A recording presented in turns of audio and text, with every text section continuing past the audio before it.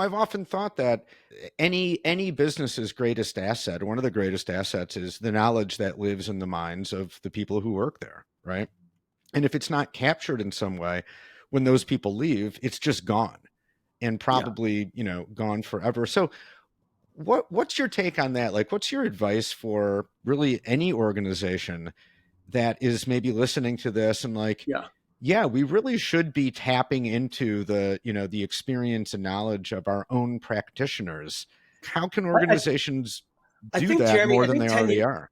yeah, 10 years ago, I probably would have agreed with you that your company's largest asset is the knowledge.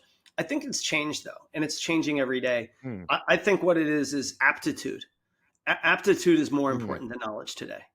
And so I'd rather have a team of really fast learners, people that can self teach, Hmm. than people that know a lot based on years of knowledge, because all that old knowledge is expiring. I'm not saying experience interacting with people, experience of, professional network is still critically important, and you get that as a veteran, as you acquire that over time. There's no cutting short on that. However, the knowledge piece is so fluid nowadays. So what I would say is, like, the opportunity for people today is to realize that knowledge is extremely fluid, and most companies have the problem of decision makers being too far removed from the market. And therein lies the opportunity. If you can get Hmm. product and marketing teams actively engaging with the market, you will build a competitive advantage. And if you do that together as a practice, you'll learn faster, you'll move faster. That to me is the definition of an agile company today: getting strategy, product, and marketing learning together directly from the market.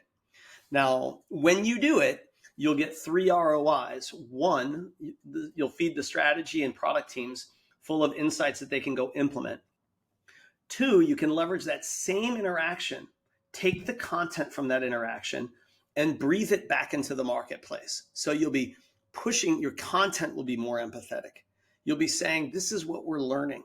That's the kind of content that works. Thought leadership does not mean thoughts coming from you. It means your understanding of where the thought is in the market. And so the Hmm. ability to quote the experts on an ongoing basis, it's a great podium to stand on, because you're saying, look, we're not saying we're the experts. We're saying we're listening. We're saying that we care about the problems, where the unmet need is. We Hmm. understand what needs to be true about an ideal solution. So the second tier is not just the insights, but the content.